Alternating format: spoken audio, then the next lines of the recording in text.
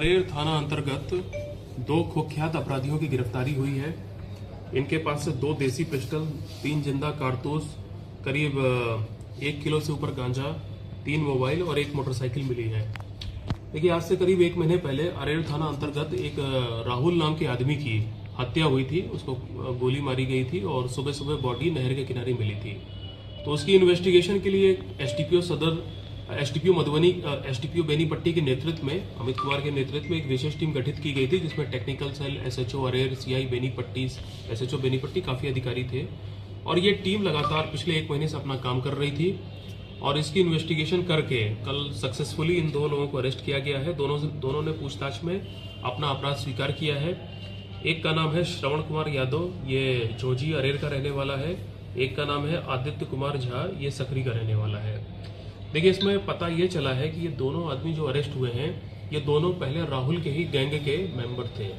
ये राहुल जो मर गया था वहां गोली से, प्लस ये दोनों लोग, इन लोगों ने 2021 से लेके 2026 के बीच में करीब 12 आपराधिक घटनाएं की हैं, मैक्सिमम जिसमें 2025 और 26 में की हैं।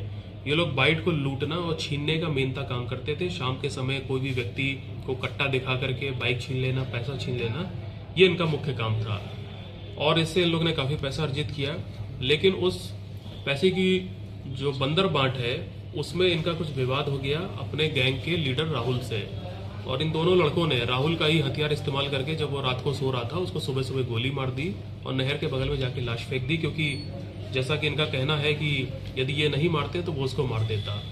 तो उसमें जो मर्डर का मेन कारण था वो यही था और इन्हीं लोगों ने किया है। तो पुलिस ने वो हथियार बरामद कर लिया है, दोनों लड़कों को भी अरेस्ट कर लिया है और मोटिव भी पूरी तरह से क्लियर हो गया है।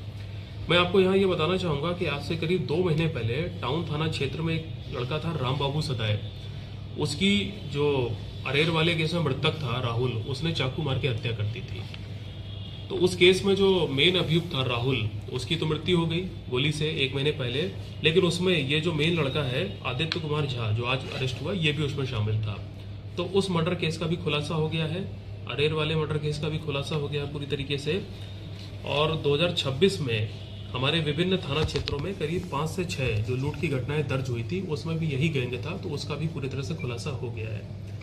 तो इन दोनों पे और राहुल पे कुल मिला के कम से कम 12 से 18 आपराधिक मामले, मैं देख रहा हूँ कि दरभंगा में भी कुछ मामले दर्ज हैं, ज्यादातर हमारे थाना क्षेत्र में। तो ये जो पूरा आपराधिक गैंग था, ये हथियार लेकर के, चाहे हत्या हो या लूट हो, छिनतई हो, ये लोग लगातार पिछले 2 साल से कर रहे थे। तो इनकी गिरफ्तारी से और जो एक व्यक्ति मारा गया है, इस पूरे गैंग का खात्मा हो गया है। और इससे पूरे अपराध की जो घटनाएं हुई थी इस क्षेत्र में, उस पर अंकुश लगाने में पुलिस को परमानेंट तौर पे एक मदद मिल गई है। तो एसडीपीओ बेनीपट्टी ने और उनकी पूरी टीम ने बहुत बेहतरीन काम किया है। हम सबको अपनी तरफ से पुरस्कृत करेंगे। सर, बताया गया कि 2026 में कई लूट की घटना में शामिल है। कौन कौन से लूट? जैसे देखिए, प्रश्नों में लिखा है रहिका में 2 लूट की घटनाएं की थी 2026 में इन्होंने। कलवाही में 2 लूट की घटनाएं की है जनवरी और फरवरी के महीने में। नरैया में 1 लूट की घटना की है फरवरी के महीने में। खजौली में एक घटना की है लूट की, आज से करीब 2 महीना पहले। राजनगर में 1 लूट की घटना आज से करीब 1.5 महीने पहले इन लोगों ने की थी। अरेर में भी 1 लूट की घटना की है और टाउन में भी की है।